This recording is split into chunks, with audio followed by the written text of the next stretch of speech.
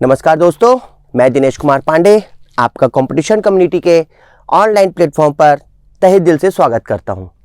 और आज हम लोग जिस टॉपिक पर चर्चा करने वाले हैं और जो हम लोग पढ़ने वाले हैं उसको शुरू करने से पहले मैं थोड़ा सा आपसे बात करना चाह रहा हूं। और ये बात ये करना चाह रहा हूं कि अब कंपटीशन कम्युनिटी जो है वो अब एमपीपीएससी के लिए भी, मतलब एमपीपीएससी की तैयारी के लिए भी आप लोग के साथ खड़ी है। और मैं कंपटीशन कम्युनिटी की तरफ से आप सबका तहे दिल से स्वागत करता हूं और उम्मीद करता हूं कि कंपटीशन कम्युनिटी के द्वारा जो ये प्रोग्राम स्टार्ट किया गया है एमपीपीएससी प्री के लिए, जो क्रैश कोर्स स्टार्ट किया गया है, जो एमसीक्यू स्टार्ट किया गया है, ये आपकी सफलता में बहुत ही महत्वपूर्ण भूमिका निभाएगा। और आप लोगों को जिस प्रकार की जो भी तकलीफ हो रही है स्टडी करने में या क्वेश्चन सॉल्व करने में या कोई भी सब्जेक्ट पढ़ने में, कंपटीशन कम्युनिटी और हम सारे टीचर्स और हम सब मिल करके आपकी उस समस्या का समाधान करेंगे। तो मैं दिनेश कुमार पांडे फिर से अपने नाम को रिपीट कर रहा हूं और आपके साथ आज एमसीक्यू लेकर के आया हूं, जो कंपटीशन कम्युनिटी के द्वारा एमपीपीएससी प्री के लिए जो एमसीक्यू सीरीज शुरू की गई है उसका आज पहला आपके साथ प्रोग्राम लेकर के आया हूं, ऑनलाइन प्रोग्राम लेकर के आया हूं इस ऑनलाइन प्लेटफॉर्म पर। और आज मैं आपको एमपीपीएससी में जो सिलेबस दिया हुआ है और उसमें जो एक सब्जेक्ट है इकोनॉमिक्स, उसके एमसीक्यू सॉल्व कराऊंगा। और ये उम्मीद करूंगा कि आज जो हम लोग स्टडी करेंगे वो आप लोगों के लिए बेहतर होगा और आपकी स्टडी के लिए भी वो एक महत्वपूर्ण भूमिका निभाएगा।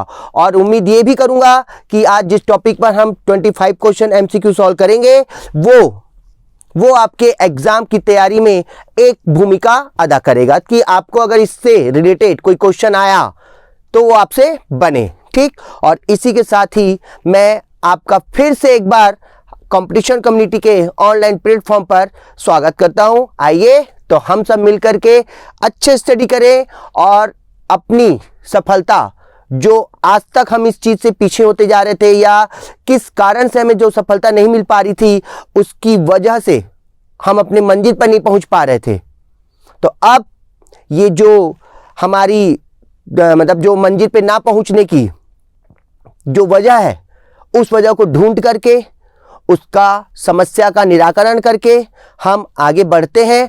और मैं उम्मीद करता हूं और हम कंपटीशन कम्युनिटी की पूरी टीम ये उम्मीद करती है कि आपकी समस्याओं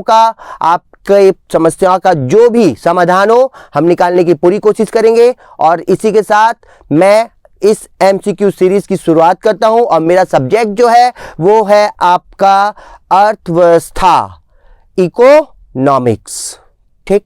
तो आज 25 क्वेश्चन बनाएंगे हम लोग, ठीक।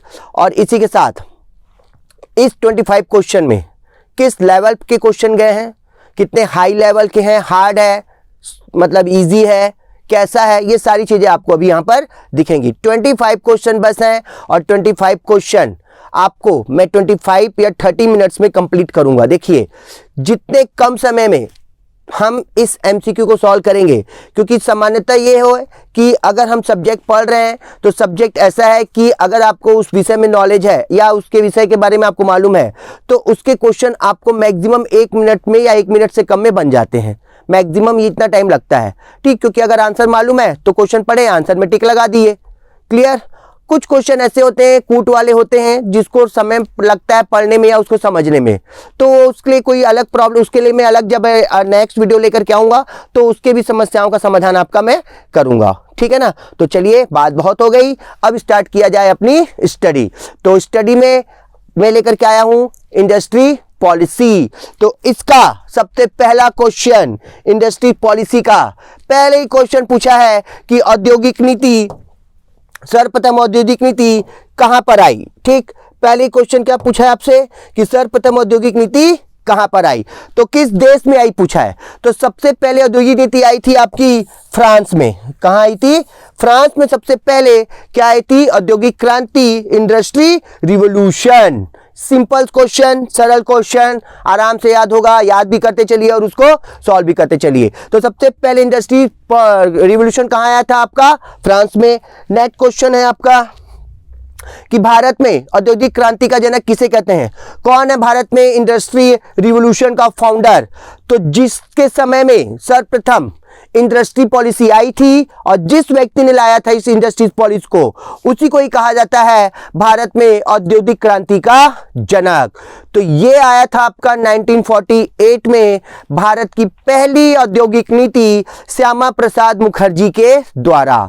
तो श्यामा प्रसाद मुखर्जी के द्वारा जब पहली इंडस्ट्री पॉलिसी आई तो उनको ही कहा जाता है फाउंडर ऑफ इंडस्ट्रियल मतलब इंडस्ट्री के फाउंडर, औद्योगिक क्रांति के जनक, इंडस्ट्री रिवॉल्यूशन के जनक कहा जाता है या इंडस्ट्री रिवॉल्यूशन के फाउंडर कहा जाता है। तो कौन है वो? श्यामा प्रसाद मुखर्जी। तो आंसर इज ए।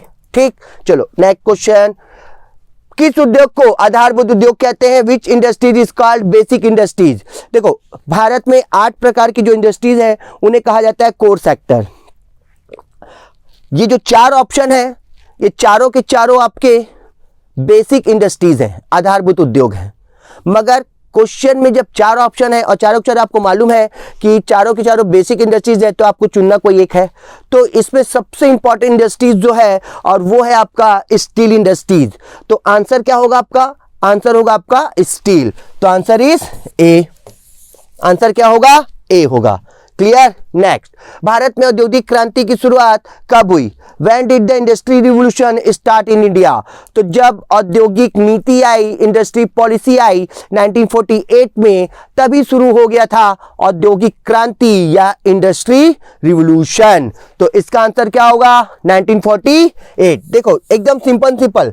मैं बोला ना कि अगर आप जीएस पढ़ रहे हैं और जीएस के क्वेश्चन सॉल्व कर रहे हैं, आपको आंसर मालूम है, तो 1 मिनट से भी कम समय लगता है उसके क्वेश्चन को सॉल्व करने में। 1 मिनट से भी कम, अगर आपको उसके आंसर मालूम है तो, आपने उसको पढ़ा हुआ है तो। ठीक है, क्लियर? तो कम से कम समय में सॉल्व करने का तरीका यह है कि आप उसको अच्छे से पढ़िए और उसके बाद फिर उसका क्या सॉल्व कीजिए? एमसीक्यू सॉल्व कीजिए। क्लियर? चलिए नेक्स्ट क्वेश्चन। भारत में प्रथम औद्योगिक नीति का मुख्य उद्देश्य क्या था? तो जब 1948 में पहली औद्योगिक नीति आई, ठीक, इंडस्ट्री पॉलिसी आई, तो ये समय था 1948 का। 15 अगस्त 1947 को हम आज़ाद हुए, 15 अगस्त को, और उसी समय हमारे देश का विभाजन भी हुआ। और हमारी आज़ादी से पहले ही, या ये बोल सकते हैं कि विश्व में 2 प्रकार की इकोनॉमिक्स चल रही थी, अर्थव्यवस्था चल रही थी। एक कैपिटलिज्म और एक सोशलिज्म, मतलब एक पूंजीवादी और एक समाजवादी। हमें जब आज़ादी मिली तो हम तो वैसे ही क्या थे? एकदम गरीब। गरीब कहने का मतलब ये था कि हमारे पास कुछ था ही नहीं। एक तो आज़ादी भी इतनी 200 साल अंग्रेज लोग, 200-250 साल अंग्रेज लोग शासन किए, लूटपाट मचाए, सब कुछ धन दौलत लूट कर लेकर के गए, और प्लस फिर आ गया विभाजन। तो ये दोनों की दोनों चीज़ों ने बहुत तबाह करके रखा हुआ था। जब हमें आज़ादी मिली तो हमें सबसे पहले तो ये डिसाइड करना था कि हमारा जो इकोनॉमिक्स है, हमारी जो अर्थव्यवस्था होगी या हमारी देश में जो भी नीतियाँ बनेंगी उसका स्वरूप क्या होगा। तो पहली औद्योगिक नीति में हमने अपनी अर्थव्यवस्था का स्वरूप निर्धारित किया कि हमारी अर्थव्यवस्था का स्वरूप क्या होगा। तो हमने उसका स्ट्रक्चर डिसाइड किया, मिक्स्ड इकोनॉमिक्स। अब मिक्स्ड इकोनॉमिक्स क्या होता है वो आपको मैं धीरे धीरे आगे बताऊंगा कि उसको क्या कहते हैं, किसको बोलते हैं मिक्स्ड इकोनॉमिक्स। ठीक, पहले क्वेश्चन ये है कि पहली औद्योगिक नीति में हमारी अर्थव्यवस्था का स्वरूप मतलब क्या किया गया? तो क्या किया गया था? अर्थव्यवस्था का स्वरूप निर्धारित किया गया था, determining the nature of economic. ठीक, नेक्स्ट क्वेश्चन है, भारी उद्योगों की स्थापना कब प्रारंभ हुई? हैवी इंडस्ट्रीज कब स्टार्ट हुए? तो देखो हमें आज़ादी जब मिली तो उसके बाद हमने 2 चीज़ शुरुआत किया। एक तो 5 इयर्स प्लानिंग की शुरुआत की हमने, और अपने इंडस्ट्रीज को बढ़ाने के लिए भी हमने क्या लाया? इंडस्ट्री पॉलिसी लाई। जब 5 इयर्स प्लानिंग स्टार्ट किया हमने तो जो सेकेंड 5 इयर्स प्लानिंग था, दूसरी पंचवर्षीय जो योजना थी, इसका टाइम पीरियड था 1956 से 1961 तक। ठीक, और इस सेकेंड 5 इयर्स प्लानिंग का हमने जो बेस रखा था, हमने जो गोल रखा था कि हम किसको डेवलप करेंगे, तो वो था आपका इंडस्ट्रीज, उद्योगों पर ज़्यादा फोकस करने की बात कही गई थी इसमें। इसी समय हमने लाया था दूसरी इंडस्ट्रीज पॉलिसी 1956 में। ठीक, और इस इंडस्ट्रीज पॉलिसी में हमने बहुत सारे कंटेंट रखे, बहुत सारे पॉइंट्स रखे। उन्हीं में से एक पॉइंट था हैवी इंडस्ट्रीज। ठीक, तो भारी उद्योगों की स्थापना की शुरुआत हुई थी 1956 में। कब शुरू हुई? 1956। क्लियर? ठीक। उसके बाद दुर्गापुर स्टील प्लांट की शुरुआत किस औद्योगिक नीति के तहत हुई? ठीक, मतलब दुर्गापुर स्टील प्लांट कब लगा? कौन सी इंडस्ट्री पॉलिसी थी जब दुर्गापुर स्टील प्लांट लगा? दुर्गापुर आपका पड़ेगा पश्चिम बंगाल में। ठीक, अभी थोड़ी देर पहले मैंने आपको बताया कि हमने जो सेकेंड 5 ईयर्स प्लानिंग लाई थी, उसी समय हमने हैवी इंडस्ट्रीज की स्थापना करना शुरू किया था। तो जो दुर्गापुर स्टील प्लांट था वो भी इसी समय बना, दूसरी औद्योगिक नीति के तहत। ठीक, और दूसरी 5 ईयर्स प्लानिंग के तहत। और ये दुर्गापुर स्टील प्लांट जो था ये ब्रिटेन के सहयोग से बना था। इसको बनाने में हमारी हेल्प किया था किसने? ब्रिटेन ने। तो दूसरी औद्योगिक नीति मतलब दुर्गापुर स्टील प्लांट की शुरुआत किस औद्योगिक नीति के तहत हुई? तो दूसरी सेकेंड इंडस्ट्रीज पॉलिसी के तहत हमारी दुर्गापुर स्टील प्लांट जो पश्चिम बंगाल में है उसकी स्थापना हुई। ठीक, ओके, कौन से? सेकेंड इंडस्ट्रीज पॉलिसी के तहत। ओके, ठीक। देखिए, बंद अर्थव्यवस्था कब आई? Close economics. तो क्लोज इकोनॉमिक्स के क्वेश्चन को सॉल्व करने से पहले देखो, मैं जो आपको एमसीक्यू बता रहा हूं, मतलब जो इंडस्ट्री पॉलिसी में आपको बता रहा हूं, ये बहुत इंपॉर्टेंट टॉपिक है। क्लियर? और अभी तो केवल आपको मैं 25 क्वेश्चन इजी बता रहा हूं। कुछ क्वेश्चन थोड़े से मिक्स्ड हैं, थोड़े से घुमावदार हैं। शुरुआत इजी से इसलिए कर रहा हूं तो क्योंकि यहां पर आपको किसी प्रकार का डाउट या कंफ्यूजन नहीं होना चाहिए कि हम इसको पढ़ें और हमसे ये क्वेश्चन नहीं बन रहा। क्लियर? तो शुरुआत सरल से करो। सरल से शुरुआत करोगे, धीरे धीरे आगे बढ़ोगे, तब जाके हाई लेवल पर पहुंचना। ठीक, क्लियर? क्योंकि जब पहली सीढ़ी चढ़ोगे तब ना मंजिल तक पहुंचोगे। तो पहली सीढ़ी कैसी होनी चाहिए? थोड़ी सी सरल, ताकि चलने में थोड़ा सा हमको कंफर्टेबल लगे। क्योंकि अगर हम पहले ही रास्ता अगर मैं पहले ही रास्ते में अगर हम हड़बड़ा गए तो आगे बढ़ेंगे कैसे? तो शुरुआत कैसे करो? शुरुआत ऐसे करो कि थोड़ा सा सरल चीज हो, फिर थोड़ा सा कठिन हो, फिर थोड़ा सा कठिन हो, मतलब हार्ड धीरे धीरे लेवल बढ़ता जाए। और जब धीरे धीरे लेवल बढ़ते जाएगा तो हमारा कॉन्फिडेंस भी बढ़ता जाएगा क्वेश्चन सॉल्व करने का, क्योंकि वो हमसे बनते जाएंगे।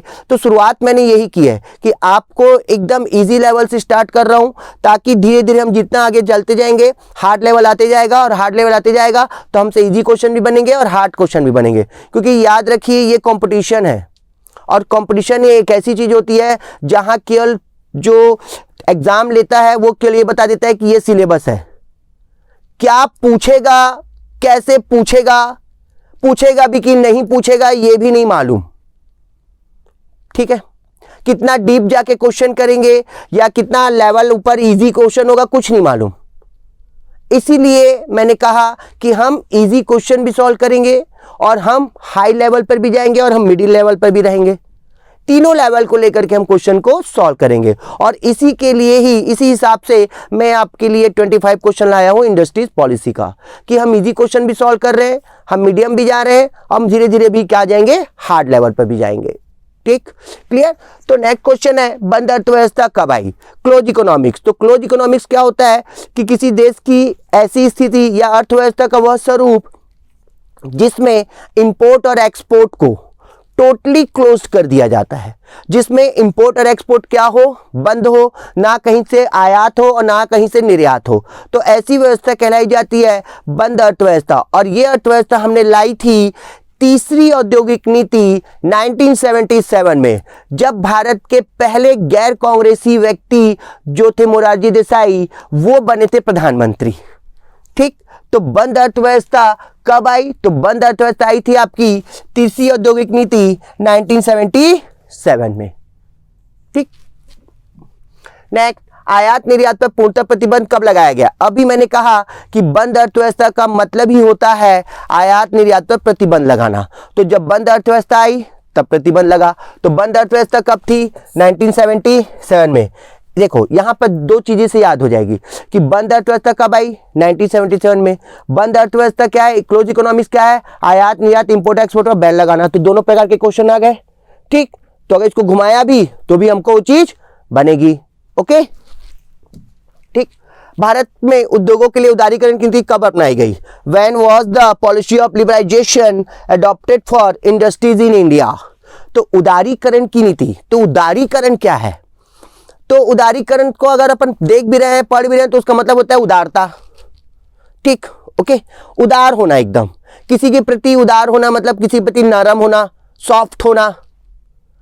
हमने जब इंडस्ट्रीज पॉलिसी लाई थी तो हमारे यहाँ जो उद्योग लगाने के लिए नियम कानून थे बहुत हार्ड थे और बहुत ही कठिन थे नियम कानून के तहत उद्योग स्थापित करना।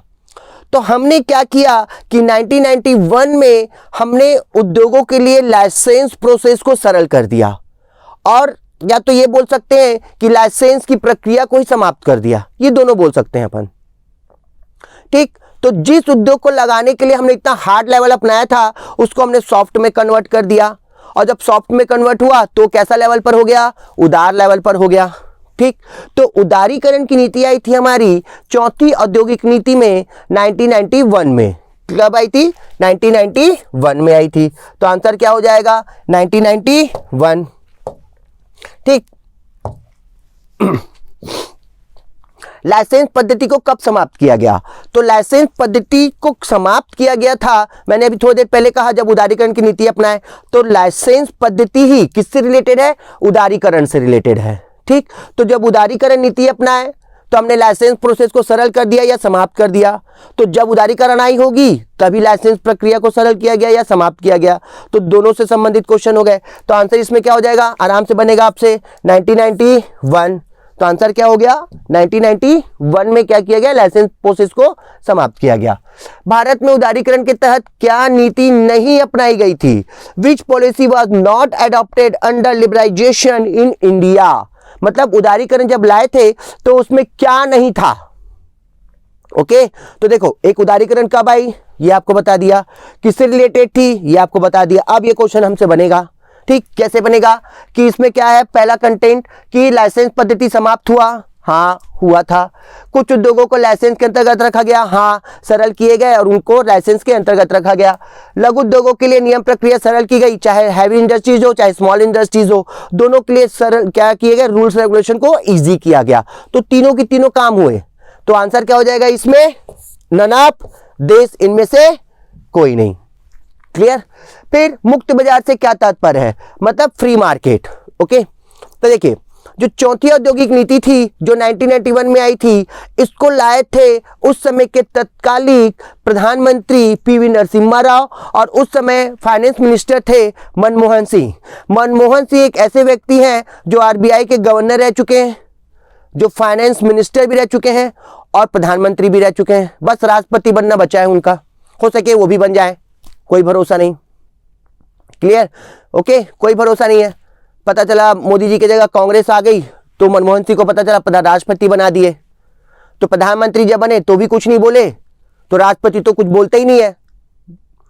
राष्ट्रपति कुछ बोलता नहीं तो उनके लिए तो प्रॉफिटेबल हो जाएगा कि कुछ बोलना ही नहीं पड़ेगा यहां पर। ठीक, ओके, खैर बहुत सम्मानीय व्यक्ति है, बहुत सम्मान करता हूं मैं उनका। वो ऐसे व्यक्ति थे जिन्होंने हमारी डूबती हुई इकोनॉमिक को खड़ा कर दिया था, मगर बस गलती उनसे ये हो गई कि जब वो प्रधानमंत्री बने तो कुछ बोल नहीं पाए। ठीक, खैर कोई बात नहीं, उस समय नहीं बोले, मगर जब बोलना था तब तो बोल दिया था उन्होंने। क्लियर? तो मुक्त बाजार से क्या तात्पर्य है? तो मुक्त बाजार से तात्पर्य क्या है? कि फ्री मार्केट। फ्री मार्केट कहने का मतलब यह है कि हमने जब चौथी औद्योगिक नीति लाई थी 1991 में, तब हमने क्या किया था? 3 नीति अपनाई थी।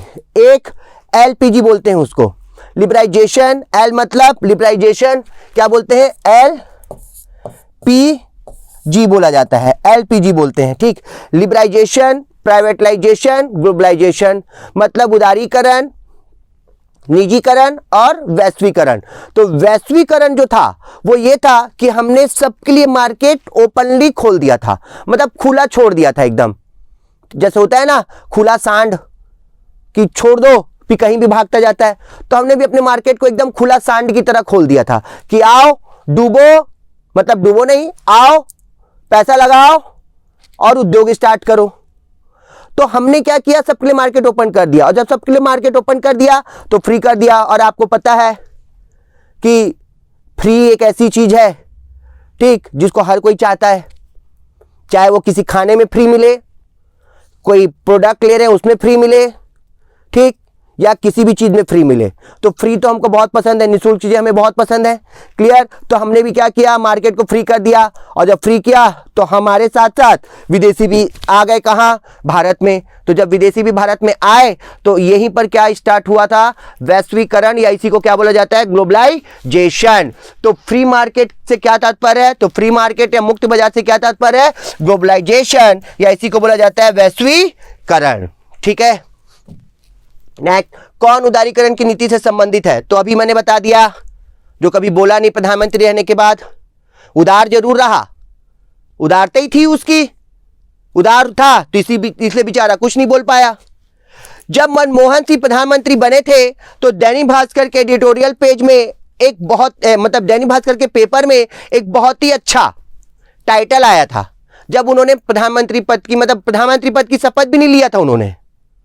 ठीक, जब सोनिया गांधी ने उनको प्रधानमंत्री अपॉइंट किया था, मतलब बोल दिया था कि हमारी तरफ से प्रधानमंत्री मनमोहन सिंह रहेंगे, तो दैनिक भास्कर में बहुत ही अच्छा फ्रंट पेज में ही आया था, टाइटल आया था, और टाइटल ये था कि मन पर सोनिया का और मोहन का देश में राज। मन पर सोनिया का और देश पर मोहन का राज, दोनों को जोड़ दो तो मनमोहन हो जाता है। क्योंकि मनमोहन सिंह कुछ बोले ही नहीं, उदारी रहे, वो तो कुछ काम ही नहीं किए, जो भी किया काम ऐसा नहीं है कि कुछ नहीं किए, मगर अपने मन से नहीं किया वो बेचारा। जो भी बोलते थे वो गांधी परिवार के सदस्यों के द्वारा कहा जाता था। ठीक, तो ये टाइटल छापा था दैनिक भास्कर में। ठीक, क्लियर? तो उदार कौन हुआ, मनमोहन हुआ। तो आंसर क्या हो जाएगा, मनमोहन सिंह। आंसर क्या हो जाएगा, मनमोहन सिंह। उदारीकरण नीति से कौन संबंधित, मनमोहन सिंह। भारत में 1991 तक कितने उद्योग सरकारी नियंत्रण में थे, पॉइंट वाली क्वेश्चन है ये। क्या लिखा हूं, 1991, 1991। तो 1956 में जब हमने लाइसेंस प्रोसेस स्टार्ट किया था, तब हमने 256 उद्योगों को लाइसेंस दिया था। धीरे धीरे समय बढ़ा और यहां पर हमने कुछ कंपनियों को क्या किया, प्राइवेट सेक्टर में दे दिया। ठीक, और 1991 आते तक ओनली केवल 18 उद्योग गवर्नमेंट के कंट्रोल में थे। कितने उद्योग, 18 उद्योग। तो आंसर क्या हो जाएगा, 18। आंसर इज सी, कि 1991 तक 18 उद्योग गवर्नमेंट के कंट्रोल में थे या सरकारी नियंत्रण में थे। कुटीर उद्योगों को बढ़ावा भारतीय संविधान के किस अनुच्छेद में उल्लेखित किया गया है? Promotion of cottage industries in mention in which article of the Indian constitution? तो इंडियन कॉन्स्टिट्यूशन का लेसन 4 है या भाग 4 है, जिसका नाम है राज्य के नीति निर्देशक तत्व। और राज्य के नीति निर्देशक तत्व जो आर्टिकल है ये 36 से 51 तक, और इसी में ही आर्टिकल 43 है। इसी आर्टिकल 43 में कहा गया है कॉटेज इंडस्ट्रीज या कुटीर उद्योग के बारे में। ठीक है, तो कुटीर उद्योग को बढ़ावा देने के लिए कौन से आर्टिकल में है, 43 में है। तो आंसर इज ए। ठीक, फिर उसके बाद सार्वजनिक उपक्रम के उद्योगों की शुरुआत कब हुई? सार्वजनिक उपक्रम के उद्योग, सार्वजनिक उपक्रम किसको कहा जाता है, जिसमें प्राइवेट सेक्टर और गवर्नमेंट सेक्टर दोनों क्या हो, मिक्स्ड हो, मतलब उसमें प्राइवेट सेक्टर का भी हिस्सा हो और गवर्नमेंट सेक्टर का भी हिस्सा हो। ऐसे इंडस्ट्रीज क्या कहलाते हैं, आपके सार्वजनिक इंडस्ट्रीज कहलाते हैं। तो इसकी शुरुआत हुई थी 1991 में, जब हमने प्राइवेटाइजेशन मतलब निजीकरण की शुरुआत की थी। ठीक, हमने क्या किया था, कुछ उद्योगों को प्राइवेट सेक्टर को दे दिया, आप संभालो, और कुछ उद्योगों को सरकार के नियंत्रण में रखा और उसमें भी प्राइवेट का हिस्सा रखा। तो हमने जब दोनों को मिक्स किया तो एक नया संस्था जन्म ली, इसे बोला जाता है सार्वजनिक उपक्रम, और इसकी शुरुआत हुई थी 1991 में, जब हमने निजीकरण की नीति अपनाई। ठीक, तो आंसर इज डी, 1991। फिर उसके बाद भारत में प्रत्यक्ष विदेशी निवेश की शुरुआत किस नीति के तहत की गई? Under which policy foreign direct investment was started in India? कि प्रत्यक्ष विदेशी निवेश की शुरुआत कब हुई? आपके एमपीपीएससी में एक विदेशी निवेश करके टॉपिक है। ठीक, यहां मैं इसको सिर्फ आंसर बता रहा हूं। क्लियर? प्रत्यक्ष विदेशी निवेश क्या होता है, फॉरेन डायरेक्ट इन्वेस्टमेंट क्या होता है, वो आपको मैं विदेशी निवेश वाला जब टॉपिक पढ़ाऊंगा तब उसमें आपको उसमें डिटेल बताऊंगा, मगर थोड़ा सा एक हिंट कर देता हूं ताकि ये क्वेश्चन बने। प्रत्यक्ष विदेशी निवेश ये होता है कि कोई विदेशी कंपनी या व्यक्ति भारत में आकर के निवेश करे, मगर निवेश करे तो ही केवल विदेशी या एफडीआई नहीं कहलाता। अगर टोटल इन्वेस्टमेंट का 10% या उससे ज्यादा इन्वेस्ट करेगा वो, तो ही वो एफडीआई कहलाएगा। मान लीजिए 1 लाख रुपए इन्वेस्टमेंट करना है और उसमें से अगर कोई विदेशी कंपनी या विदेशी व्यक्ति 10% या उससे ज्यादा इन्वेस्टमेंट करेगा तो ही वो एफडीआई कहलाएगा। और एफडीआई के लिए रूल रेगुलेशन बनाती है आरबीआई। ठीक, तो क्वेश्चन पूछा है भारत में प्रत्यक्ष विदेशी निवेश की शुरुआत किस नीति के तहत की गई? तो जब हमने फ्री मार्केट खोला, सबके लिए अपना बाजार खोल दिया, तो हमने क्या अपनाया था? ग्लोबलाइजेशन, वैश्वीकरण। तो प्रत्येक विदेशी निवेश भी तभी हुआ जब हमने सबके लिए दरवाजे खोल दिए। तो आंसर क्या हो जाएगा इसका? वैश्वीकरण। आंसर क्या हो जाएगा? ग्लोबलाइजेशन। ठीक, ओके, क्लियर। चलिए नेक्स्ट, किस औद्योगिक नीति को अर्थव्यवस्था के अंधकार युग के रूप में देखा जाता है? First, second, third and fourth. ठीक, तो अंधकार का युग हमने क्या किया था? जैसे मैंने आपको बताया था क्लोज इकोनॉमिक्स। तो क्लोज इकोनॉमिक्स में हमने क्या किया था कि इंपोर्ट एक्सपोर्ट टोटली क्लोज कर दिया था, और इसके चक्कर में हमारी अर्थव्यवस्था इस कंडीशन पे पहुंच गई थी कि हमें अपना 100 टन सोना विदेशी बैंक या विदेशों में जमा करना पड़ा। ठीक, इतनी कंडीशन खराब हो चुकी थी, फाइनेंशियल इमरजेंसी की परिस्थिति उत्पन्न हो गई थी। भले फाइनेंशियल इमरजेंसी वित्तीय आपातकाल नहीं लगा और ना कभी लगेगा जीवन में, मगर वो कंडीशन आ चुकी थी। तो ये हुई थी हमारी तीसरी औद्योगिक नीति के कारण, उसके कारण आई थी, जिसमें हमने क्लोज इकोनॉमिक्स अपनाया और आयात निर्यात को टोटली बंद कर दिया था। तो अंधकार युग कब शुरुआत हुआ हमारा? तीसरी औद्योगिक नीति के तहत। थर्ड इंडस्ट्रीज पॉलिसी के कारण भारतीय अर्थव्यवस्था को अंधकार का युग देखना पड़ा। ठीक, क्लियर। फिर उसके बाद कितने उद्योगों के लिए लाइसेंस लेना अनिवार्य हुआ? तो अभी कुछ देर पहले मैंने बताया कि हमने उदारीकरण की जो नीति अपनाई उसमें लाइसेंस प्रोसेस को सरल कर दिया, या हम ये बोल सकते हैं कि लाइसेंस की प्रोसेस को समाप्ति ही कर दिया। मगर कुछ इंडस्ट्रीज ऐसे थे जिनके लिए हमने लाइसेंस लेना कंपलसरी किया। एक था आपका एल्कोहलिक मतलब एल्कोहल, दूसरा आपका विस्फोटक पदार्थ, तीसरा ज्वलनशील, चौथा इलेक्ट्रॉनिक्स एंड पांचवा आपका केमिकल्स इंडस्ट्रीज। तो इन 5 उद्योगों के लिए हमने लाइसेंस देना कंपलसरी किया। ठीक, और एल्कोहलिक में आपका तंबाकू भी आ जाएगा। ठीक है, तो इन 5 उद्योगों के लिए हमने लाइसेंस देना कंपलसरी किया, एल्कोहलिक, विस्फोटक, ज्वलनशील, रासायनिक और आपका इलेक्ट्रॉनिक्स। ठीक, तो कितने उद्योगों के लिए? 5 उद्योगों के लिए लाइसेंस लेना हमने क्या किया? अनिवार्य किया। क्लियर। ठीक, फिर उसके बाद मिश्रित अर्थव्यवस्था को किस औद्योगिक नीति के तहत अपनाया गया? तो मैंने आपको अभी कहा कि जो अर्थव्यवस्था का स्वरूप अपनाया गया था 1948 में, जिसमें हमने क्या किया था कि पूंजीवादी अर्थव्यवस्था और समाजवादी अर्थव्यवस्था। मतलब पूंजीवादी अर्थव्यवस्था उसको बोलते हैं जो केवल लाभ पे काम करता है, जिसका मकसद ही होता है केवल प्रॉफिट कमाना। ठीक, मगर जो समाजवादी अर्थव्यवस्था होता है वो बोलता है कि नहीं, लोगों को फैसिलिटी दो, लोगों को सुविधाएं दो, पैसा तो अपने आप आ जाएगा। मगर समाजवादी मतलब पूंजीवादी अर्थव्यवस्था बोलता है नहीं, लोगों के पास पैसा होगा तो फैसिलिटी वो अपने आप ही ले आएंगे। मतलब ये प्राइवेट सेक्टर करता है। ठीक, और गवर्नमेंट सेक्टर क्या करती है कि लोगों को सुविधाएं देती है। पैसा तो देती है वो, मगर उनका फोकस किस पे रहता है? सुविधाओं पर। प्राइवेट सेक्टर नहीं, काम करोगे तो पैसा है, एक भी दिन छुट्टी हुआ तो आपका 1 दिन की सैलरी कटेगी। मगर गवर्नमेंट सेक्टर में ऐसा नहीं होता। ठीक, वहां पर आपकी रात के 12:01 हुआ मतलब 1 तारीख हुआ, 30 तारीख को रात के 12:01 हुआ मतलब दूसरे दिन 1 तारीख हुआ तो आपके अकाउंट में पैसा। मगर प्राइवेट सेक्टर में 10 तारीख भी हुआ तो भी सैलरी नहीं। ठीक, 12-15 तारीख को कब होगी सैलरी फिक्स नहीं, और कहीं बीमार पड़े हैं तो 1 दिन का पूरी सैलरी काटेगा। तो वो फोकस करता है पैसे पर, प्रॉफिट पर, उसको पैसा कमाना है। वो लोगों की फैसिलिटी पे, ह्यूमन फैसिलिटी पे फोकस नहीं करता। तो जो केवल प्रॉफिट पे काम करता है, पैसे पे काम करता है, वो प्राइवेट, वो कैपिटलिज्म होता है, पूंजीवादी होता है। और जो समाजवादी होता है वो बोलता है कि नहीं, लोगों को सुविधाओं पर ध्यान दो, उनको फैसिलिटी ह्यूमन फैसिलिटी दो, पैसा वो अपने आप कमा लेंगे। अगर लोगों के पास सुविधाएं होगी तो पैसा कमा लेंगे वो। हम जब आजाद हुए तो हमको दोनों की जरूरत थी। हमें लोगों को रोजगार भी देना था, मतलब हमको पैसा भी कमाना था, और हमें अपने लोगों को सुविधाएं भी देनी थी। तो हमने क्या किया? पूंजीवादी और समाजवादी दोनों को लाया और मिला करके एक कर दिया। तो जब दोनों को मिला करके एक किया तो एक नई अर्थव्यवस्था आई, जिसे बोला जाता है मिक्स्ड इकोनॉमिक्स या मिश्रित अर्थव्यवस्था।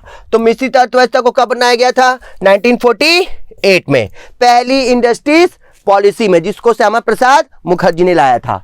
भारत में आयात निर्यात और लगा प्रतिबंध कब हटा? तो कॉमन सेंस की बात है ये कि जब हमने उदारीकरण, निजीकरण, वैश्वीकरण की नीति अपनाई चौथी औद्योगिक नीति में, जिसके कारण हमारे इंडस्ट्रीज, हमारी अर्थव्यवस्था जो पटरी से उतर गई थी वो फिर से पटरी पर आ गई। अर्थव्यवस्था रूपी जो ट्रेन थी जो पटरी से उतर गई थी वो फिर से पटरी पे चढ़ गई। तो वहां पर हमने आयात निर्यात को भी क्या किया, बैन से हटाया। तो कौन सा समय था वो, 1991 का समय। ओके ठीक। फिर उसके बाद बोकारो स्टील प्लांट की स्थापना किस औद्योगिक नीति के तहत हुई, first, second, third and fourth. तो देखो दूसरी जो 5 इयर्स प्लानिंग थी, ठीक, इसका टाइम पीरियड था 56 से 61, और जो दूसरी इंडस्ट्री पॉलिसी थी ये आई थी 1956 में, और यहीं से भारत में हैवी इंडस्ट्रीज बनना स्टार्ट हुआ था। मगर जो दूसरी 5 इयर्स प्लानिंग थी, यहां पर क्या हुआ था कि 3 हैवी इंडस्ट्रीज हुए, एक भिलाई स्टील प्लांट छत्तीसगढ़, एक आपका दुर्गापुर स्टील प्लांट वो आपका पश्चिम बंगाल, और एक आपका राउरकेला स्टील प्लांट, ठीक, झारसुगड़ा, ठीक है, मतलब क्या बोलेंगे, सॉरी, उड़ीसा। क्लियर, ठीक है, ओके। तो ये 3 जगह क्या हुआ था आपका, ये हैवी इंडस्ट्रीज लगा था। मगर यहां पर बोकारो स्टील प्लांट नहीं लगा था। बोकारो स्टील प्लांट आपको लगा था तीसरी पंचवर्षीय योजना में, थर्ड फाइनेंशियली प्लानिंग में लगा था, और ये टाइम पीरियड था आपका 61 से 66 तक। मगर इंडस्ट्रीज पॉलिसी दूसरी ही थी, 5 इयर्स प्लानिंग तीसरी थी, और ये बोकारो स्टील प्लांट किसके सहयोग से लगा था, रूस के सहयोग से लगा था। ठीक है ना, बोकारो पड़ेगा तुम्हारा झारखंड में, ठीक है, ओके। तो बोकारो स्टील प्लांट तीसरी पंचवर्षीय योजना के तहत था, मगर इंडस्ट्री पॉलिसी कौन सी थी, दूसरी थी। तो क्या पूछा है क्वेश्चन, बोकारो स्टील प्लांट की स्थापना किस औद्योगिक नीति के तहत हुई, तो आंसर हो जाएगा सेकेंड। इंडस्ट्री पॉलिसी पूछा है ना, तो सेकेंड। अगर 5 इयर्स प्लानिंग बोलता तो थर्ड आता, ठीक।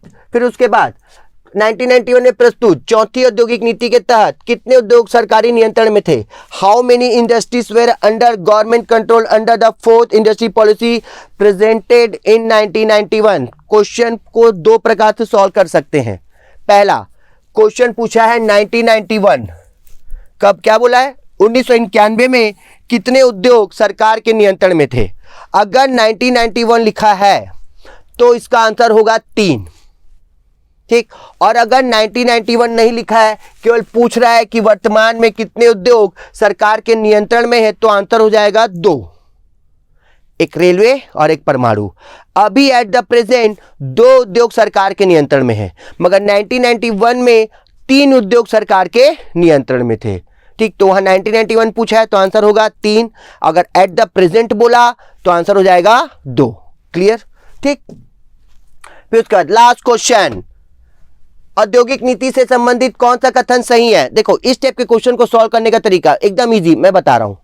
पहला पूछा है औद्योगिक नीति स्वतंत्रता पूर्व प्रस्तुत की गई, औद्योगिक नीति के तहत उद्योगों के विकास की शुरुआत हुई, भारत में दूसरी औद्योगिक नीति को उद्योगों का मैग्ना कार्टा कहा जाता है।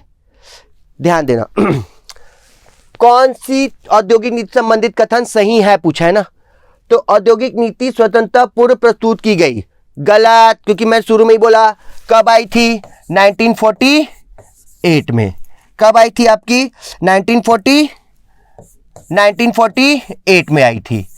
पहली औद्योगिक नीति कब आई थी, 1948 में आई थी। तो स्वतंत्रता पूर्व आया, मतलब ये गलत हो गया। अब देखो पहला वाला गलत है, तो पहला किसमें किसमें है, इसमें है और इसमें है, तो ये गलत, ये गलत, ठीक। तो ये दोनों गलत, तो चौथा ऑप्शन आपका है सभी सही, तो ये भी गलत। तो आंसर क्या हो जाएगा, 2 और 3। ये एक तरीका है इस टाइप के क्वेश्चन को सॉल्व करने का, कि अगर आपको पहला पता है ऑप्शन में देख लो, अगर वो है तो ठीक, नहीं है तो उसको काट दो। फिर तो कई सारे 1-2 आंसर तो कटे जाएंगे आपके, फिर 2 बच जाएगा, दोनों को मिला लो। अब एक में दोनों में से एक तो आंसर हो गई, मगर मैं इसको पूरा एक्सप्लेन कर रहा हूं। तो औद्योगिक नीति स्वतंत्रता पूर्व प्रस्तुत की गई थी, नहीं, गलत है। औद्योगिक नीति के तहत उद्योगों के विकास की शुरुआत हुई, हाँ, वहीं से इंडस्ट्री पॉलिसी बनी और धीरे धीरे इंडस्ट्रीज बूम किया। भारत में दूसरी औद्योगिक नीति को उद्योगों का मैग्ना कार्टा कहा जाता है, हाँ, क्योंकि ये वही समय था 1956 जब उद्योगों के लिए लाइसेंस कंपलसरी किया गया, ठीक। हैवी इंडस्ट्रीज की शुरुआत हो गई भारत में और बड़े बड़े उद्योग लगने लग गए। तो एक तरीके से भारतीय अर्थव्यवस्था जो डूबी हुई थी वो फिर से अपने जगह पर धीरे धीरे चलने लग गई थी और यहीं से भारत में बड़े बड़े उद्योग स्थापित हुए, इंडस्ट्रीज भी धीरे धीरे ग्रोथ करने लग गई थी। ठीक है, तो इसीलिए दूसरी औद्योगिक नीति को भारतीय औद्योगिक नीति का मैग्ना कार्टा कहा जाता है। ठीक है ना, क्लियर? ओके, तो इसका आंसर क्या हो जाएगा? केवल 2 और 3 सही है। ठीक, ये हमारा 25 क्वेश्चन एमसीक्यू सीरीज का आज पहला वीडियो। इसी तरह और धीरे धीरे एक एक टॉपिक का आपको मैं एमसीक्यू लाता रहूंगा और मैं ये उम्मीद करूंगा कि आपको आज का ये एमसीक्यू ऑनलाइन सीरीज पसंद आया होगा और ये भी उम्मीद करता हूं कि इसमें से कुछ क्वेश्चन ओके आपसे जो बने होंगे तो ठीक है, और अगर नहीं भी बने होंगे तो भी अगर अब इसमें से कोई क्वेश्चन आएगा तो आपसे बनेगा आपके एग्जाम में। हमारा मकसद ये है कि हम आपका कम समय में बहुत ही अच्छे तरीके से तैयारी करा सकें। ठीक, क्लियर? और अगर किसी प्रकार का आपको कोई डाउट हो, ठीक, तो आप मुझे कमेंट्स कर सकते हैं और अब वीडियो पसंद आया है तो लाइक कीजिए, सब्सक्राइब कीजिए। ठीक, और कोई दिक्कत हो या कोई तकलीफ हो आपको तो कमेंट्स कीजिएगा। नेक्स्ट वीडियो मैं फिर आपके लिए लेकर के आऊँगा और एक नए टॉपिक के साथ। और इसके साथ ही आज मैं आप लोग को सबको गुड बाय, नमस्ते, जय हिंद, जय भारत।